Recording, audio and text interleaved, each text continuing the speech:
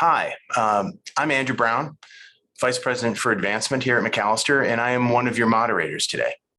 Welcome to the final event of our Scots on Screens. This afternoon, we'll be hearing firsthand from students, all of whom have defined for themselves and demonstrated for others what it means to be a student leader, even through the remarkable times that we've been going through. I know it will be great to hear from them, along with their faculty mentor, Professor Duchess Harris. After we have a panel discussion, we'll end our program with some time to debrief, come together and reflect on the panels in the class and other content that we've shared over the past several days. A reminder, this program is being recorded and will be available at a later date. We're using this as a Zoom meeting, so we welcome you to turn on your cameras if you feel comfortable and to say hi in the chat. You can also use the chat to request assistance from MAC staff, find links to resources, and submit any questions you might have. And now I'm happy to pass things over to our speakers, starting with Professor Duchess Harris. Duchess? Good afternoon, Andrew. Thank you so much for having me. For those who do not know me, my name is Duchess Harris, and I'm a faculty member in American Studies with an affiliation in political science. And today I have helped select 3 students that I've had in the classroom who I identify as leaders. And so I'm going to have, in this order, AJ Papaki, Ben Levy, and Victor Wright introduce themselves. And I would like you all to share your pronouns, the place that you consider to be your hometown, and your major. We'll get started off with that, and then I'm going to ask you some questions about leadership. So, AJ. Hi, I'm AJ. I use they, them pronouns. I'm from Cedar Rapids, Iowa, and I'm an American Studies major. All right, Ben. Hi, everyone. My name is Ben. I use he or they pronouns, and I am most recently from Beloit, Wisconsin, and I am an American Studies major, political science minor, and a prospective urban studies concentration. Fantastic. Victor. Hello, everyone. My name is Victor Wright. I use he, him pronouns. I was born in Chicago, lived there until I was about 12 years old, and now I currently reside in Florida. I am a computer science and economics double major, and I also compete in athletics here at Macalester on the football and track and field team. All right. So, Victor, we'll get started with you. Can you describe the qualities of a leader and talk about some of the leadership that you've had on campus? Yes, I believe what makes a good leader is someone that a lot of people can get behind, and that pretty much to go with the saying that you can rally the troops. I feel as if when it comes to leadership, I guess within athletics, it's important that we make sure that everyone's on the same page and everyone has the same goal in mind. So when things get tough, we have like that North Star to look to when it comes to keeping everyone on the same path towards a common goal that we have in the end. All right. So, Ben, what would you say?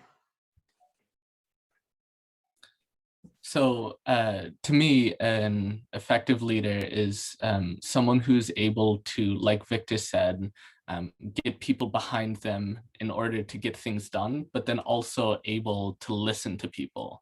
I think that's a very important aspect of leadership. So this upcoming year, I'm going to serve as the treasurer for the Student Athlete Advisory Committee, a leader of MJO, the Jewish organization, as well as the Black Liberation Affairs Committee. And through all of those things, I hope to work alongside people to sort of get rid of, in any way possible within those organizations, hierarchical structures of power, and work with and listen to the people in the organizations in order to get that change done. All right, fantastic. AJ. I guess similar to Ben, with the whole hierarchical structure, I think that's something that's been changed and like we're moving more towards is having more boards and like committees.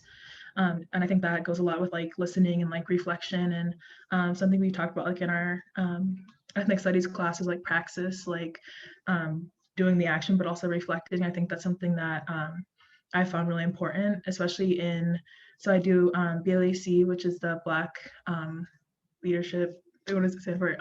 The committee for the Black students on campus, and then Black Lives Matter at Mac, and the Indigenous students cohort. So I'm like a facilitator for all those three for this upcoming year. And so in that, that's a lot of reflection because that is a lot of space that I am within and a lot of leadership I am taking up for myself. So I have to think about how I am within these spaces and how I hold myself accountable to listen to other people in those orgs. All right. Ben, a question for you. What has been helpful specifically to you in your journey as a student leader?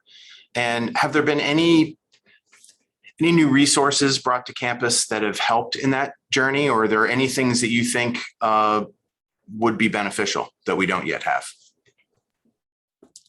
Thank you. So the thing that stands out to me above everything else is this class that Professor Harris and Hannah in the DML are co-teaching ethnic studies and campus activism. Offering that resource is a way of contextualizing the work that all of us are doing now as current student leaders on campus has been very helpful, like getting to know the history of student leadership on campus and sort of getting back that collective memory that some of us may not have as we are only here for a finite amount of time.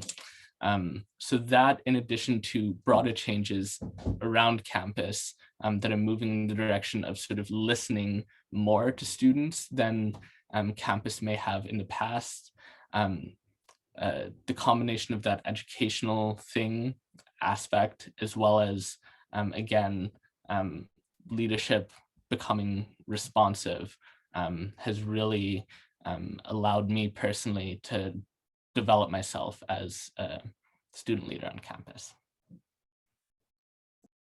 Well, I've been on the faculty. I started visiting in 94 and I became tenure track in 98, which actually predates all of the students on the panel today.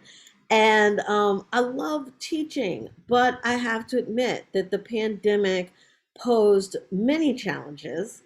And one of the things that helped me rise to the occasion was having preceptors. And so both AJ and Ben have been preceptors for me, and they can explain a little bit. There might be some alum that system wasn't around when they were in the classroom, what that means. And I'd like you all to share with people how you helped me and some of the successes that you felt like that we had in the classroom, and then some of those moments that we had where we were like, we'll just come back tomorrow. So I'll start with AJ. Something that was, I think, unique about our class is that we met every day, and that we also had our Thursdays off, and because that just is an EPAG, and as preceptors, it was me and another student, which was also nice that it was two students, not just me, that we had those Thursdays to kind of like connect with students. I think that was something that was really hard, is connecting with students, even though some of them we already knew, like Victor was in my class, but it was hard to connect with students. But I think overall we were able to use our resources, like for example, like finding extra readings, or like since we had already taken the class, that we had known where people would struggle at, like what areas people would struggle with, and finding extra like resources online to give to students, or having those extra Thursdays to explain to students things that we even tripped up on. But yeah, I think overall it's definitely a really interesting experience having that over Zoom, and I learned a lot about what it's like to be a student but still teaching. I think that's a very unique experience, and I think if anybody's interested in like potentially teaching, I think that's such a great learning experience to be in that position.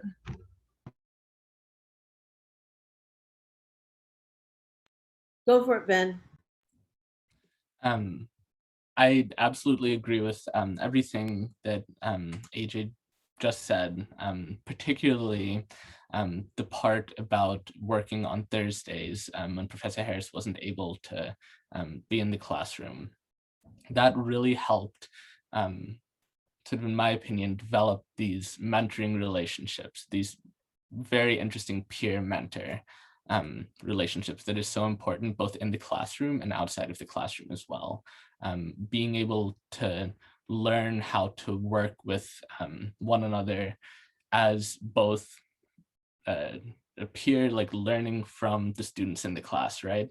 But then also being able to teach them and offer up what we know, having taken the class and done all of the preparation to become a preceptor. Speaking to challenges, obviously this year, meeting every day, the class that I precepted in the fall, there were about 3 students, I believe, who weren't able to make it in person.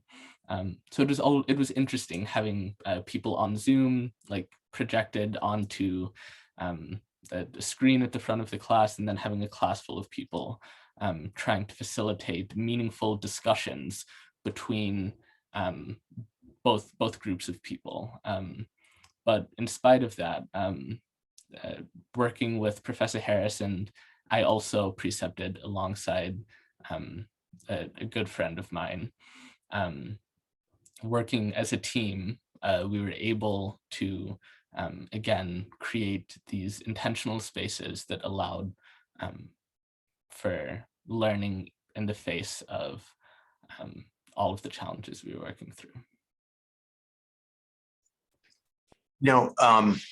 To the students, our audience today, as you probably know, are alumni who are joining us from a number of different eras of the college. And, one thing that might be helpful would just be to describe what Macalester is like as a student today. What are Macalester students like today?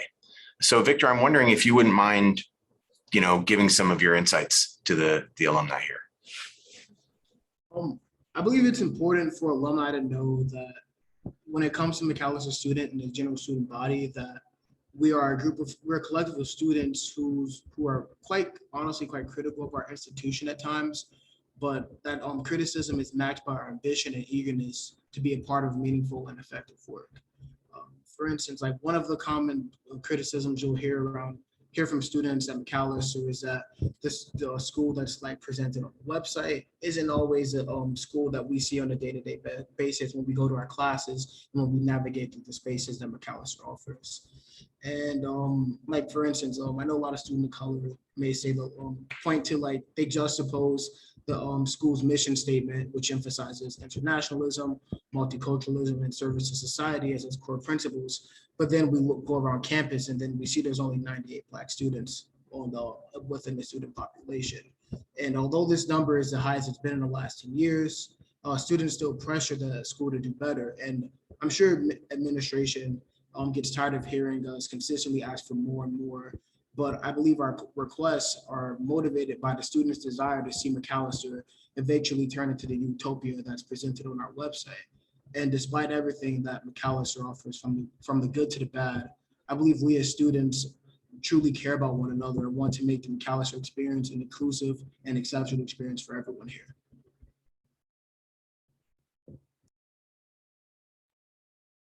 So I have a question for Ben and Victor because they are our scholar athletes. And I'm wondering what resources on campus have helped you all balance, right? This delicate dance that you're on these competitive teams, and then you have all this academic work. And then on top of that, you're in your student organizations. I know sometimes you guys have work study.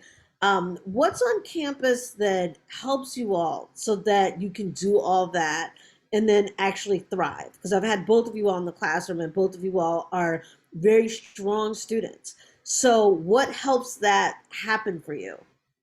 And we'll start with Ben. The most important thing that comes straight to the top of my mind are the individual relationships, whether it be with coaches, professors, or other staff and folks around campus that have helped me sort of structure my time and learn to be intentional with everything I do, whether it be in the pool, as I'm on the swim team, in the weight room, or in the classroom, learning how to go into each space with a goal, or if it isn't a goal, sort of a deeper understanding of like why I'm there and why I'm getting things done. That has helped me sort of create this balance between everything. And these individual relationships that I've developed with all of these folks have allowed me to articulate my own idea of what it is I want to get done within, again, various campus organizations, athletics, and again, academically. Yeah, just to echo some of the things that Ben was saying, that there's a saying that goes around athletics that goes, your best ability is your availability. And although this saying is typically used when talking about injuries and preparedness for athletes, I believe it perfectly describes the way in which faculty has best assisted me within my time here at Macalester. For instance, I'm typically someone who has a lot of visions and ideas for big projects, and I typically I'm an ambitious person. And I feel as if throughout my time here at Macalester and the work I've done with Macalester BIPOC Student Athlete Collective, working with the Black Liberation Affairs Committees, Black History Month Coordination Committee as well. I feel as if the ability to reach out to professors, faculty, and staff, and to be able to just email them whenever, send them text messages, and even give them the occasional phone call whenever I'm facing a challenge or needs advice when I'm trying to figure out how to navigate a certain space, or figure out who do I talk to or what resources are available for students so that we can take some of the ideas that we have and bring it to life. I feel like that's truly helped a lot of myself, and I believe other student leaders on campus take a lot of the ideas and a lot of the lofty goals that we have for what we want Macalester to be, and to be able to turn that into actual transformational change. So all of you have experience in leadership roles in various forms. And so I'd like to ask each of you just to reflect a little bit on some of the lessons you've learned as leaders. And maybe, we've talked a little bit about resources. I'd also like to hear, are there any people that have been particularly instrumental in helping you learn those lessons? So why don't we start with AJ? Yeah, I think something that's been, unique about my experience in leadership at Macalester so far has been, I feel like a lot of these positions I've come to have been through who I know, and where there seems to be kind of a deficit. This past year, I was a Women of Color co-chair with another student. It was only because I was friends with them and the previous facilitators, and they weren't able to facilitate anymore, so that I stepped in. And I was only a sophomore this past year, and I didn't have any experience at all. And so I think I definitely learned that it's important to have people that will be interested when they are younger, maybe first and sophomores, to then take these positions when they're juniors and seniors, and to have people continually rotating. I had mentioned before, having more of a board or a committee. I think that's really, really important. So that there isn't this burnout, or there isn't people who don't have time, because then there's other people that are able to step in. And I guess for resources, I've been thinking a lot about the DML now, especially Hannah. She's been also great this past year. She was our mentor for the Women of Color Collective, and she really helped a lot for us to be able to balance just as two facilitators, leading a group. She was really there for us, and really guided us with what we should be doing and what we can take on as two leaders. And also other faculty of color like Duchess, who's my advisor, and also Kiri Saliata in the American Studies department. She's my Mellon Mays mentor, so I really leaned on her this past year, and she's really helped with orgs and being able to balance leadership on campus. Great. Ben, same question. Some lessons you've learned about leadership, some of the resources that have helped, and some of the people that have helped.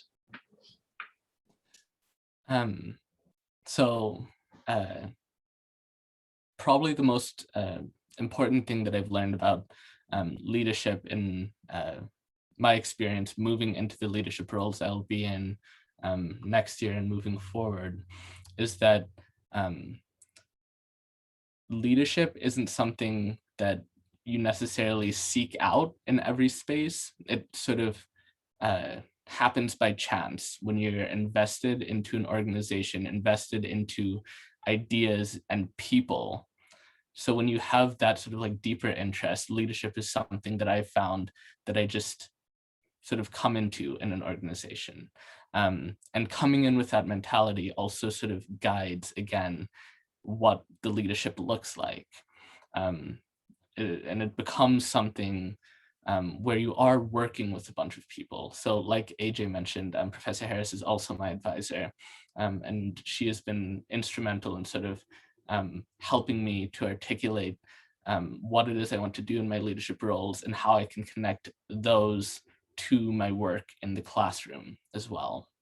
And taking what I've been learning in various classes and sort of combining it with the leadership roles that I've come into based on my connections with all of these people, my interest in sort of working within these spaces has again helped me to continue doing what it is I've been doing and changing it a little bit as I assume these new leadership roles. Great, thank you. Victor, your reflections on some of the lessons you've learned and maybe some of the things that have helped you learn those? Certainly. I would say that something that I've learned about being a leader is that like being a good leader is not necessarily about searching for like a general consensus with individuals, but it's more about being a molder of the consensus within the space that you're operating. And I feel like this was especially true when it came to doing work with the McAllister Football Coalition Against Inequalities that I began this past summer after George Floyd was murdered by cops here in Minneapolis. And I realized that I started the Coalitions Against Inequalities to more or less create and provide informative material to the team about different identity equity issues that we have within our community here at McAllister, but also around the country in general.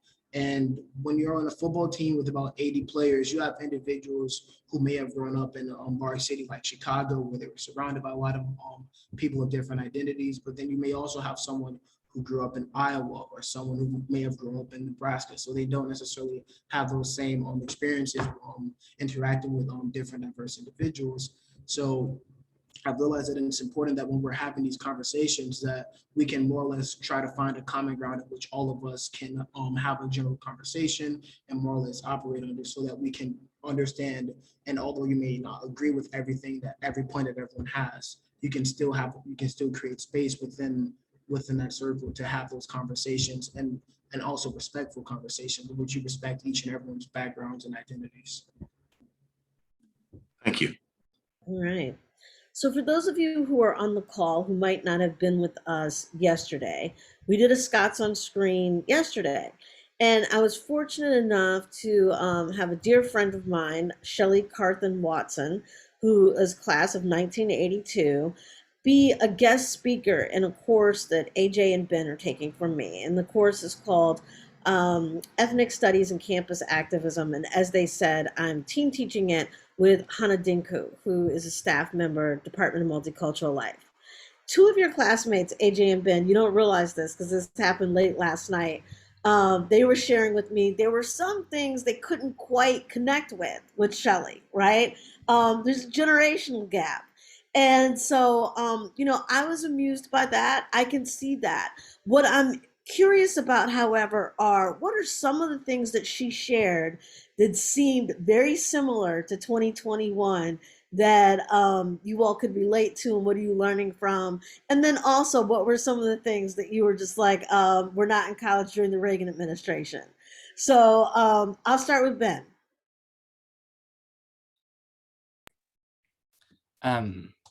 So probably the largest thing that stood out to me from her talk was her discussion around the way in which, as a student leader on campus, she was working to push McAllister to divest from businesses that were complicit in or played an active role in apartheid in South Africa, and drawing parallels to the way in which a lot of student work on campus now is centered around trying to get McAllister to divest from Line 3 and from Enbridge.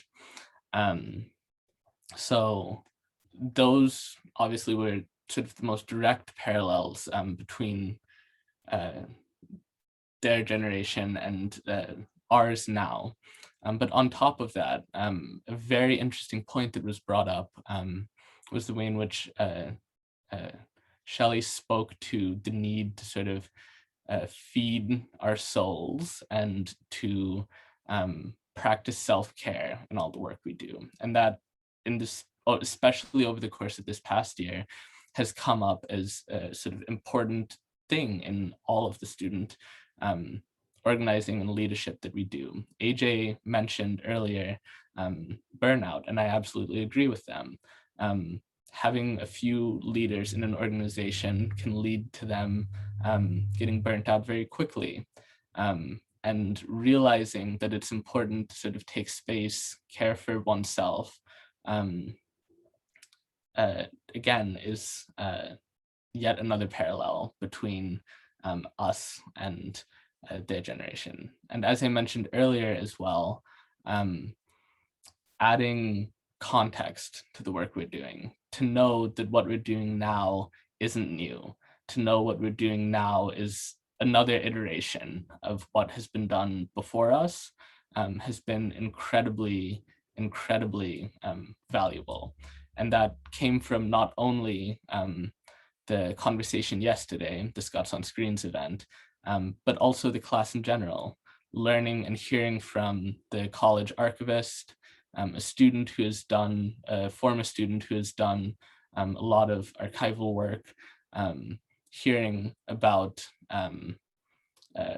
the origins of a lot of the student organizations that we are currently leading, has been incredibly powerful, and adding that context, seeing those parallels and seeing what it is that we can do differently to sort of push ourselves in a more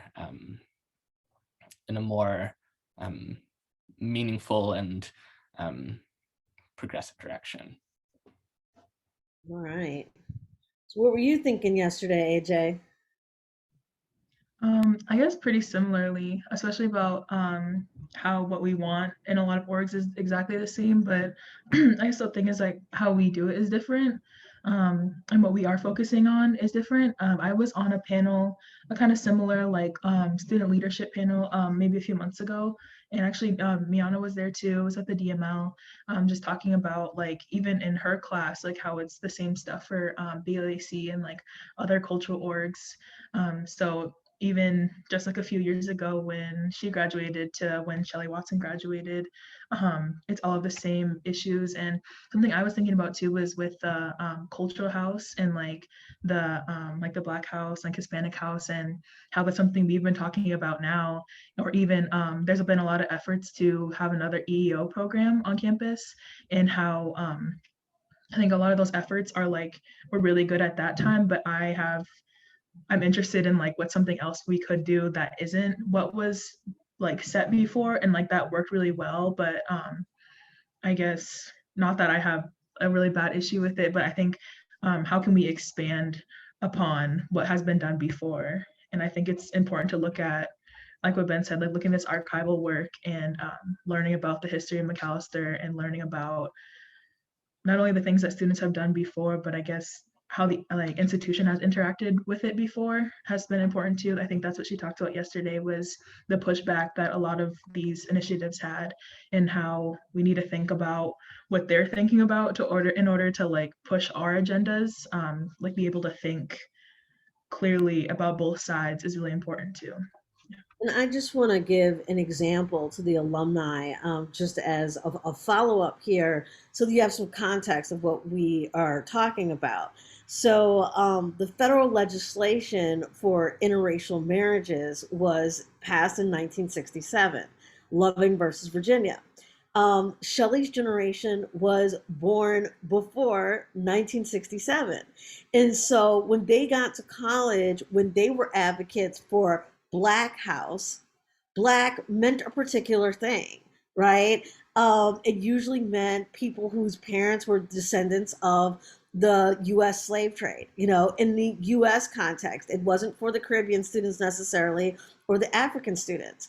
What AJ and Ben both bring to the conversation now is that they have mixed race parents. So one of their parents is Black. AJ has a parent who's Indigenous. Ben has a parent who's Jewish. to choose to live in Black House, meaning that it's like, well, what if Ben wanted to be with the Jewish students or AJ wanted to be with the indigenous students?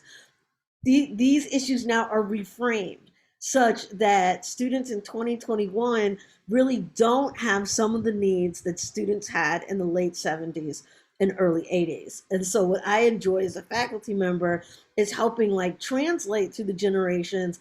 This is why Shelley's generation had this strategy, but this is why the generation now has theirs. So I'll turn that over to you, Andrew. Thank you for that context. That is super helpful. Uh, I wanted to just hear, Victor, I'll call on you. If you could share some examples of student leadership that have been inspiring to you. Certainly. This past spring, unfortunately, Dante Wright was killed at the hands of Brooklyn Center police officers.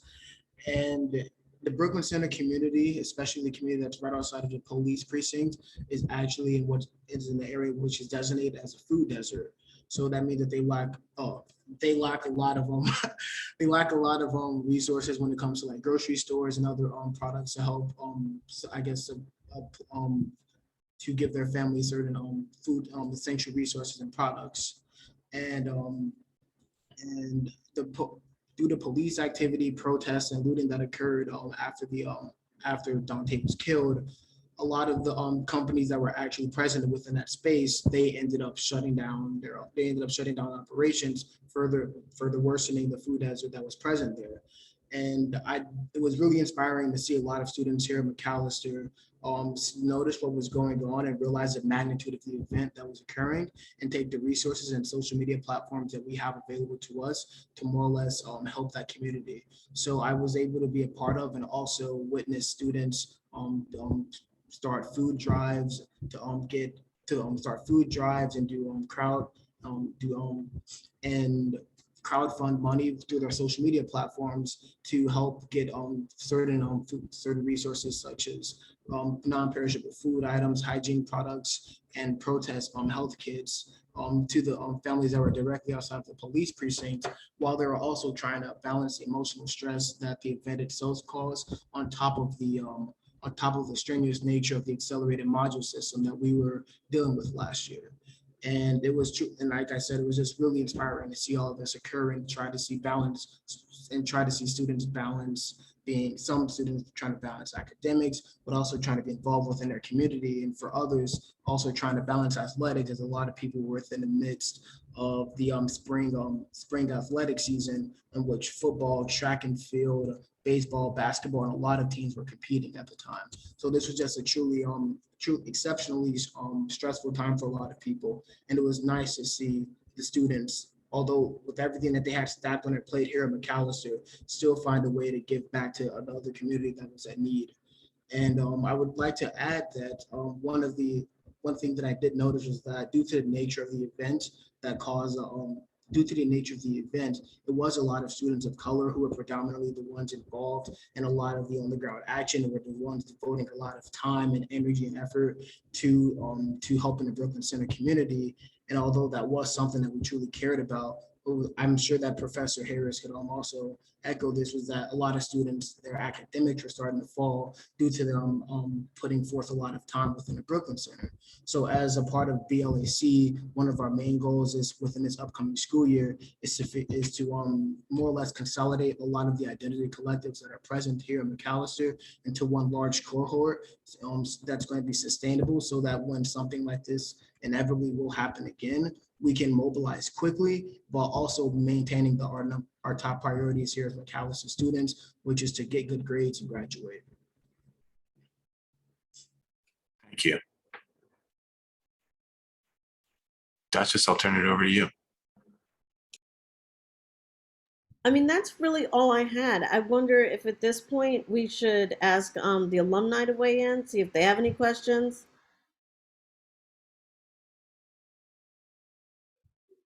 I really do appreciate Victor's sentiments, however, about keeping on top of the academic game. I have to say I'm a little biased in that direction. That I think the revolution happens in the textbook. But that's just me. One other thing I would add, Victor, you listed a lot of things happening in the spring that were really challenging.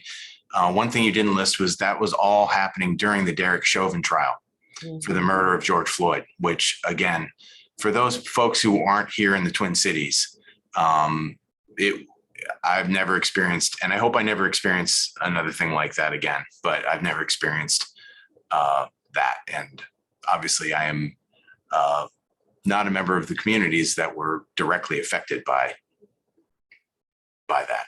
So, Is yes. there anything any of you all would like to add that we might not have covered?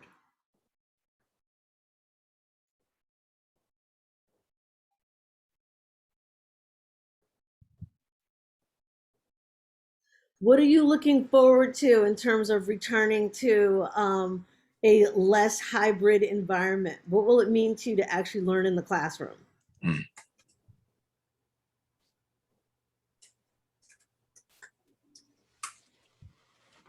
I can go ahead and take a shot at that. So much of this work, whether it be student leadership, precepting, student leadership in organizations, precepting, whatever, is grounded in sort of, as we've all talked about, relationships with people. And I'm incredibly excited to be back in person where it is easier to sort of work on developing those relationships, strengthening them, creating new ones with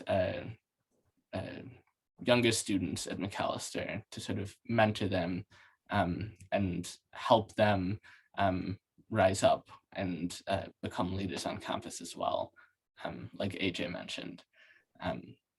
I'm incredibly excited for all of the opportunities that being in person will present. If I might ask a question, I'm actually teaching a course for the first time. I'm in the administration, but I'm teaching a course in Module 5. And I had no appreciation for how fast a module is until I was teaching a module. But I have a lot of really talented students, not surprisingly, in my class. And one or two of them have found leadership roles for them to play, but I see a lot of other people who could be taking on leadership roles.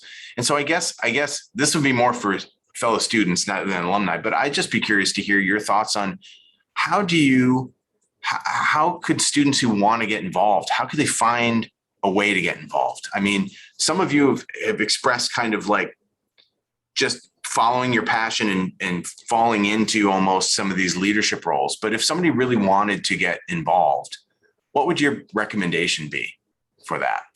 And frankly, I'm going to take this, I'm going to share it with my class later. So AJ, how about I'm going to put you on the spot with that one. How's that?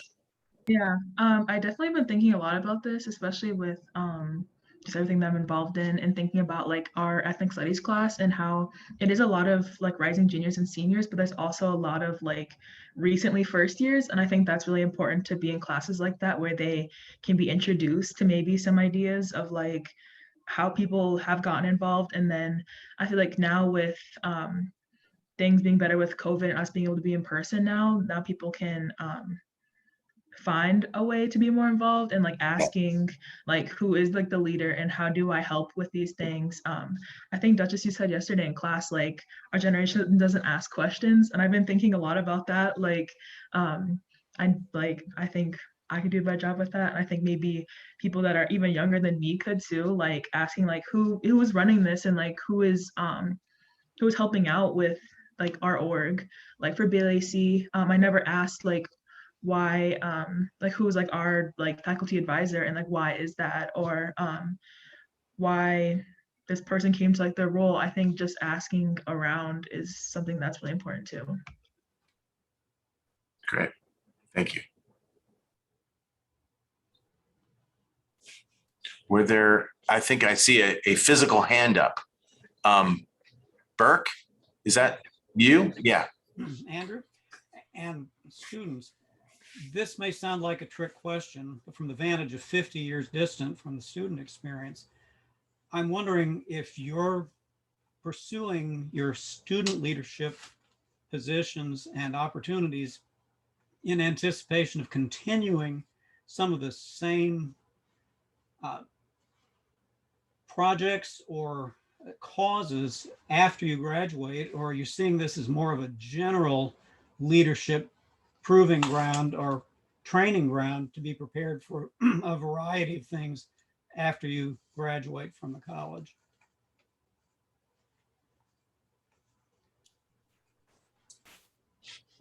And Yeah, Victor, please. Victor, please. Yeah, certainly. In response to your question, Burke, thank you for being here first and foremost. And I would like to say that yes, this is something that I do foresee myself being involved in in this type of work after graduation here at McAllister. And for instance, last spring I took Professor Harris's course, Understanding the Obama Legacy, in which we learned about a lot of the different Black liberation movements that led up to the eventual presidency of Obama from 2008 to 2016. And within that course, I realized that I have a passion for wanting to help disenfranchised communities and as well as underserved communities. So I feel like working here, the work that I do here in McAllister is kind of like low. I wouldn't say low level, but I guess it's low stake. It's low stake experience that I'm getting here to I guess get a bit of an informal experience when it comes to trying to figure out how to navigate certain spaces, how to figure out how to network with people, how to communicate with people, and also communicate your vision with other people who actually have the power to take your vision and bring it to life.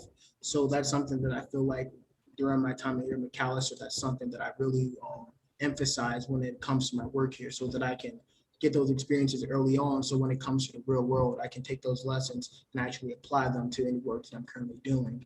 And I'm also currently doing an internship with the Due North Foundation, which was started after the George Floyd protests and riots that occurred in the past summer. And we do a lot of community investment and mutual aid work. And we're currently starting a business incubator program that I'm helping them write the business plan for. And I took on that internship because I wanted to get involved in a lot of the community work that's going on here in the Twin Cities. And like I said, I got inspired to do that type of work through the courses that I've taken here at McAllister, as well as the experiences I've had with student leadership, and more or less helping me get more of an idea of the type of life and the career path that I want to take after I graduate here from McAllister. Victor, if that's low level and low impact, I can't wait to see how you succeed after graduating. That's inspiring to hear those wonderful words. Thank you. I look forward to it as well. Thank you, Burke. Thank you, Victor. Richard, did Richard have a comment or a question? Yes, thank you very much, Andrew. As an alumni 50 years past, I found this very interesting session. Two things. One, Duchess's comment and some feedback that she got on the person who spoke yesterday, that, you know, these current students aren't going to school during the Reagan administration, so there's something different there. And also from the students themselves saying, you know, we might have some different approaches. I happen to be working with a group of alumni who are particularly interested in the Expanded Educational Opportunities Program. By now, that has been somehow translated into, that's a Black thing. But for many of us, the issue is, how do you expand educational opportunities? Our experience 50 years ago was that those opportunities were denied certain groups. And what we've said to the college is, let's do a 21st century EEO program. I was also struck yesterday by the fact that Duchess mentioned that she is the only tenured Black faculty at McAllister since Black woman. Black woman faculty, corrected. that tells me something about McAllister. And whether it's the Reagan administration or was it during the Johnson administration, the institution itself needs some transformation. And I think you guys are doing fantastic work. It's great. I'm inspired by what you young people are doing while you're on campus. But the transformation that I think those of us from 50 years ago are doing is how do we transform McAllister? You're individuals who are doing very good things, and I praise you all. The EEO program was an attempt to reach a different part of the population and to take that notion of equality for it. It was also a campus very much anti-Vietnam. A lot of us was against, the Vietnam War. You as young people have had Afghanistan and Yemen and whatever. You're concerned about those things as well. You're not forgetting about them. So I think we need more of this type of discussion, because I think as we push forward our agenda about a 21st century EEO program, we're not just talking about, okay, you need to increase the number of Black students on campus. There's a need for that, but there's a need for a bigger and wider transformation, of which you guys will play a major part. You're there right now. You know where these things are. And I, again, just want to appreciate Duchess's sort of exhortation that it's not just about the administration. You need to engage with the faculty. I think one time you made a comment that, you're the ones that assess the students. You have a different kind of relationship. You know them differently. So I just wanted to add that. And so Andrew knows that I'm on the alumni board, and that will be something that I will continue to talk and advocate for. Mark Linda's also here, and he might want to say something. Yeah, I mean, I just want to, I can't thank you enough for your comments. And it's exciting to get to know you in this context. And I hope we meet in person.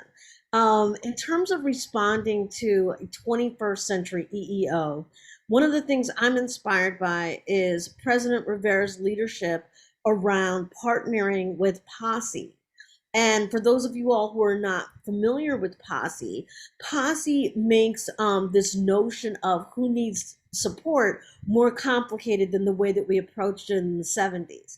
And so a lot of it has to do with who is a first generation student, right? And so my husband's African American. I have 3 Black kids. My daughter is a rising senior. We're looking at colleges. I would say that she probably needs less support than someone who might not have a mom who's a professor and like a dad who's a physician. And so what Posse does is like look at people from the Latinx community, indigenous communities, Asian American communities, and complicates that and teases out the fact that 4th generation college educated Japanese kids have a different experience than Hmong kids in St. Paul, and looks to bring in people into the campus in that particular way. We haven't done this yet. It's in the chat now that we've just announced that we will partner. So this is a future endeavor, but I think it's an endeavor that's reflective of this moment and not a moment from 50 years ago. Okay, two quick things, and then I'll shut up. First, I was the head of the Black Liberation Affairs Committee, the first head of that group when it was formed on campus. So I come with a little bit of passion about where that organization goes. Secondly, I was the first assistant director of admissions and participated in recruiting those type of students. That was our philosophy. We're not going after your daughter and son. We know they're going to be taken care of. How do we find the Warren Simmonses? Harlem Prep, found them, did not go to the high school. We just had unconventional, we didn't go look for SAT scores. But that brought with it its problems, because the notion of the institution was, if I have a student on campus who does not have a 1200 SAT, he's not really deserving to be here. We invested a lot in standardized tests. Lo and behold, I'm glad to hear, McAllister is not really doing that anymore. It's 50 years, you're right. These two. So when you sit next to a kid, you don't ask the question, well, what were your SAT scores? You're interested in that individual, that human, the faculty, the staff. And some of the pushback against 20th century EU was that there was this notion that some of these kids weren't deserving to be here. They had this special program and they brought these kids on. We want to move away from that. So I thank you for that, and I'm done. Thank you, Richard. I'll just say that one of the things that's going to be coming up next year is that President Rivera is going to be leading a strategic planning process for the college. And one of the priorities will be looking at all the issues we've been talking about today, student leadership, but also increased inclusion and equity and diversity on campus. And so I would invite everybody on this screen and everybody who is participating today as in the audience to engage with that process, because we're going to form it in a way where everybody can engage. And it's going to be important to have the community's voices engaged in that process. I know that's what President Rivera wants, and it will make the process better. So that's my little pitch. I am looking to, we have another question. Sorry, Miana is my assistant here today. She's sitting in my office telling me what to do, and I'm good at doing what she tells me what to do. What should I do now, Miana? Ask for final questions. Are there any final questions? My screen is minimized here so I can see the speakers, but I will scroll through and see, does anybody have their hand up? I don't see any hands up. No. Well, then Yeah, I think we have an opportunity to close out. Yeah. So I was going to first thank you, Duchess, for really being the true moderator of this conversation, and thank the students, AJ, Ben, Victor. Obviously, we wouldn't have been able to have this conversation without you, and we wouldn't be the campus we are without you. So thank you for being here today, but thank you for all you do as students, your engagement, your leadership, the example you set for others. Thank you. And I think with that, I will just say thank everybody who is on this call for their participation, whether they help plan it or they're in the audience. We appreciate you. And I would invite you to stay engaged. And I think there's even going to be ways to follow up on the events today. The recordings, other recorded materials. Sorry, I'm looking at Miana again for my instructions. There are other recorded materials that are accessible to everybody. With that, I think we'll say have a great day and thank you again. Take care.